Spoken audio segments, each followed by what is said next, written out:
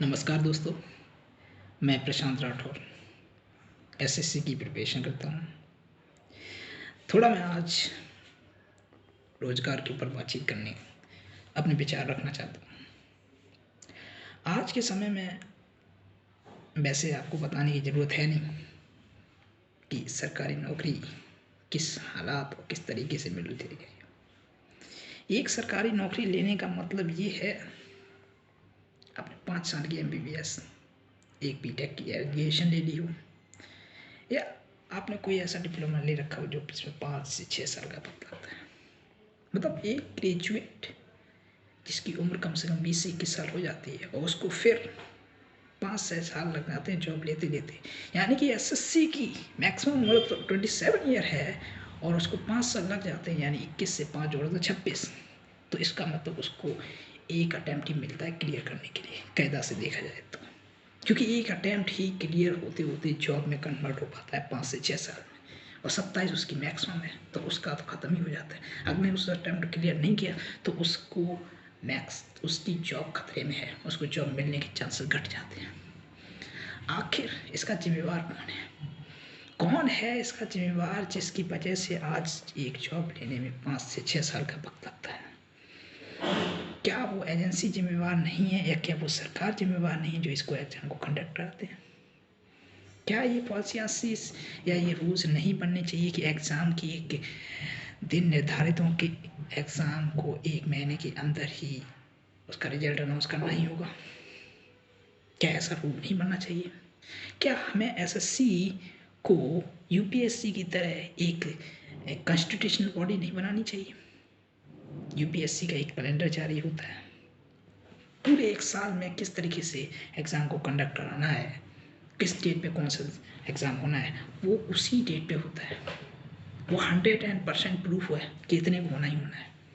लेकिन हमारे SSC exam में क्या है, टेंटेटिव नाम का एक वर्ड इस्तेमाल कर लेते हैं और फिर वो कहते हैं कि ये तो टेंटेटिव डेट है। मतलब डेट भी टेंटेटिव, मतलब उसमें भी कोई पता नहीं कि ये क्लियर है कि नहीं, मतलब इतने क्लियर नहीं है। क्या ऐसे कारण है जिसकी वजह से वो इस चीज़ को डिसाइड ही नहीं कर पाते हैं कि हमें मतलब एकदम डेट क्लियर कर देनी चाहिए कि हम इतने तारीख को एग्ज़ाम देंगे, इतने तारीख को रिजल्ट देंगे, इतने तारीख की जॉइनिंग देंगे।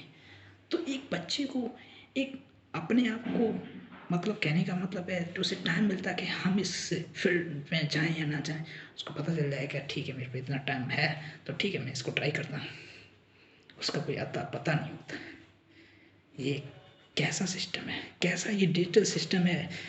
इतना डिजिटल, इतना हम डेवलप कर गए हैं कि हमको एक एक मतलब कहने का मतलब एक ज्वाइनिंग मिलते मिलते 5 से 6 साल का वक्त लग रहा है।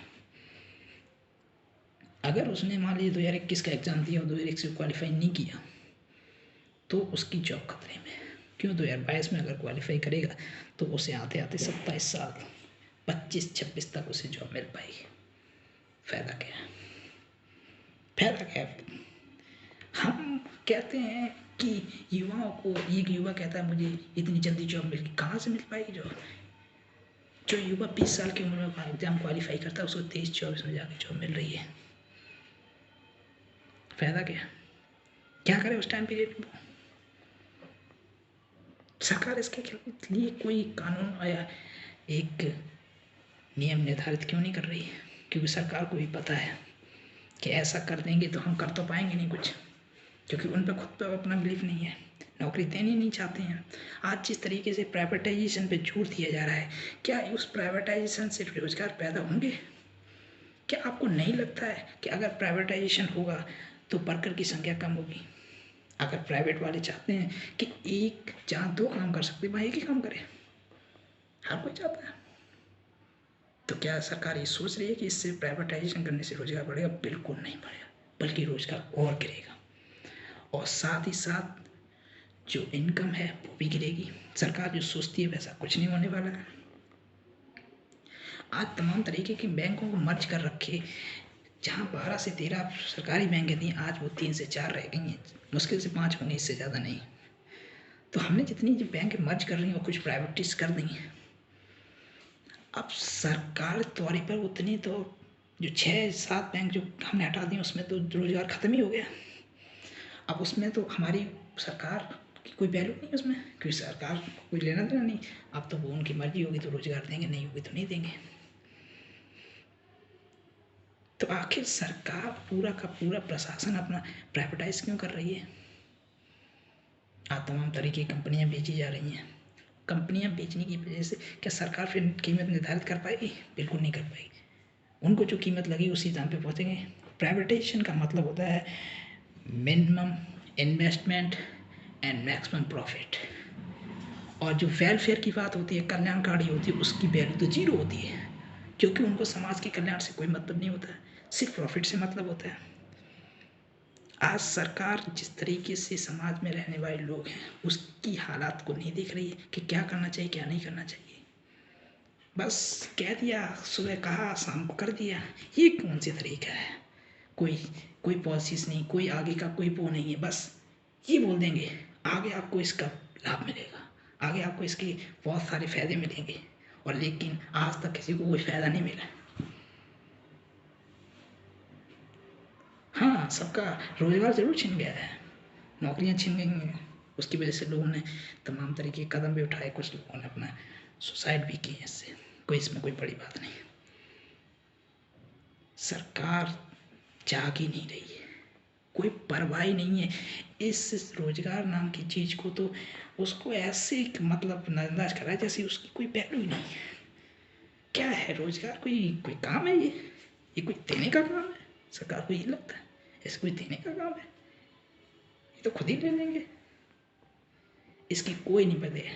जिस तरीके से तमाम मंत्रालय का गठन किया जा रहा है, मेरी मांग है कि सरकार को रोजगार मंत्रालय बनाना चाहिए और उसमें सारे काम होने चाहिए। रोजगार मंत्रालय सिर्फ इसी के लिए होना चाहिए, रोजगार से रिलेटेड एम्प्लॉयमेंट मिनिस्ट्री बननी चाहिए। सारे का सारा जितने भी यहाँ पर युवा हैं, जो भी पढ़े लिखे, उनका सबका डाटा वहाँ होना चाहिए।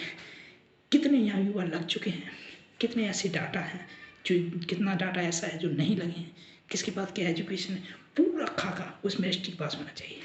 और उसके तहत फिर वैकेंसी निकालनी चाहिए। तो प्राइवेट में निकालो, गवर्नमेंट में निकालो, जिससे भी निकालो, ताकि ज़्यादातर युवाओं को रोजगार मिले। जब तक ये सरकार इनिशिएटिव नहीं लेती है तब तक हम नहीं समझते कि रोजगार मिल पाएगा। सरकार को जब इनिशिएटिव लेना चाहिए। मेरी मांग है सरकार से कि सरकार इस पर रोजगार मंत्रालय का गठन करे, एम्प्लॉयमेंट मिनिस्ट्री बनाए, जिस तरीके से एजुकेशन मिनिस्ट्री है, टूरिज्म मिनिस्ट्री है, और तमाम तरह की मिनिस्ट्री है। तो क्या हम रोजगार मंत्रालय नहीं बना सकते? उसका एक मंत्री होना चाहिए, ताकि हम ज़्यादा से ज़्यादा युवा रोजगार पर एक बड़ा अभियान चला सकें और इस देश की जो विकट समस्या है रोजगार, उसको दूर कर सकें। क्या सरकार को ये समझ नहीं आता है? और अगर सरकार को समझ नहीं आता है तो हम समझाना भी जानते हैं। हम युवाओं ने इनको कुर्सी पे बिठाया है तो हमको उतारना भी जानते हैं। सरकार ये समझ ले। अरे काम तो वो करने चाहिए जो जनता के हित में हो, उससे जनता का भला हो रहा हो। लेकिन हम तो काम ऐसे करेंगे जिससे जनता का बुरा ही बुरा हो, जितनी तकलीफ हो उतनी तकलीफ झेले। जो चीज़ है सो जनता पर डाल दो। आज तमाम तरीके से हम तो टैक्स ले रहे हैं, इतना चीज़ों के दाम बढ़ रहे हैं हर चीज़ में। चाहे तेल हो, किसी के हर औने पौने दाम इतने ऐसे बढ़ा रहे जैसे कि ये नॉर्मल सी बात है। क्या चाह रहे हैं, किस ओर जा रहे हैं? जब तक युवा की नहीं सुनेंगे, युवा को परिपक्व नहीं बनाएंगे, आप किसी भी तरीके से इंडिया को एक डेवलप, एक अच्छी कंट्री नहीं बना सकते। आपका सपना अधूरा का अधूरा ही रहेगा। आप योजनाएं बनाते हैं लेकिन उसका कोई भी खाका तैयार नहीं होता। बस नाम आपको बहुत सारी योजना के, ये योजना वो योजना। हम एसएससी वाले इस करंट अफेयर के नाम से ही परेशान हैं। हर एक दिन नई योजना लाओ, उसका नाम याद करो, इतना क्या हुआ, किसमें क्या हुआ, और कोई मतलब नहीं योजना का। बस हम उसको याद करे जा रहे हैं क्योंकि वो क्यों हमें एग्जाम में आनी है। इस सरकार के आने की वजह से करंट किसी में इजाफा हुआ ना हुआ हो, लेकिन करंट अफेयर में बहुत बड़ा इजाफा हुआ है। आज हर दिन कम से कम 100 क्वेश्चन बनते होंगे करंट अफेयर के, क्योंकि सरकार इतने सारे काम करती है। लेकिन धरातल पर उससे कोई नजर नहीं आता। आज आप प्राइवेट बैंकों की हालत जानते हैं। आज आप प्रिंट कराने कोई बुक चाहिए तो प्रिंट नहीं होती है। बड़े पैमाने पे पैसा नहीं निकाल सकते, आप कैश आप इतनी ज़्यादा नहीं ले सकते। ये धीमे धीमे करके बैंकों पे जो प्राइवेटाइजेशन करने से जो नियंत्रण हो रहा है ना, वो एक समय ऐसा आएगा कि हम एक तरीके से गुलाम बन जाएंगे, इस प्राइवेट के गुलाम बन जाएंगे। और जो वो होगा वो ही करना पड़ेगा, अन्यथा उनको कोई असर नहीं होगा, क्योंकि उनका रूल है इन्वेस्टमेंट कम प्रॉफिट ज़्यादा, कोई मतलब नहीं, वेलफेयर से उनका कोई मतलब नहीं। सरकार को बहुत जल्द इस पे सोचने की बात है। हम तो चाहते हैं सरकार सोचे, थोड़ा अक्ल लगाए, अपने जितने मंत्रालय हैं मंत्री हैं उनसे समझाए, उनको उनसे डाटा ले। हम तो ये समझ नहीं पा रहे इनके मंत्री और कौन से हैं, इनका कौन सा मंत्रीगण है जो राय देता है, कौन सा साला इतना बड़ा अशास्त्री में बैठा हुआ है जो तमाम तरह की उल्टी सीधी राय देता है। इसका कोई मतलब नहीं, यूज़ नहीं है, सिर्फ वो हम कागजों में लिख लिख के ना खुश होते रहते हैं, अगर ये योजना हो जाएगी तो इतना हो जाएगा। और मोदी जी तो हमारे इतने बड़े शास्त्री हैं, वो तुरंत कैलकुलेट कर लेते हैं कि ऐसा होने की वजह से आप एलईडी लगा लेंगे, इस वजह इतने करोड़ का बचत होगी बिजली की, इतना बचत हुई है। ये सब कागज में कितने बढ़िया लगते हैं, असल में ये कुछ नहीं है। हकीकत तो आप भी जानते हैं, हम भी जानते हैं। चलो दोस्तों नमस्कार, हम आपसे ये अपील करते हैं कि आप सब लोग मेरे अभियान में साथ दीजिए और रोजगार पर अपने एक मुहिम चलाइए, और सरकार से कह दीजिए अगर रोजगार नहीं तो सरकार नहीं, रोजगार होगा तो ही सरकार होगी। हम युवा तुमको औकात दिखा देंगे, और रोजगार नहीं दिया तो कुर्सी से तुमको उतरवा देंगे। हम युवा तुमको तुम्हारी औकात दिखा देंगे, अगर रोजगार नहीं दे सकते तो तुमको अपनी कुर्सी से उतरवा देंगे। बात उस चीज़ की नहीं है कि तुम क्या करते हो, बात ये है कि इस देश का युवा कितना करता है। आज एक देश का युवा अपने देश के लिए कुछ भी करने को तैयार है, लेकिन इस तीव्र के तो नहीं सुनी जा रही है।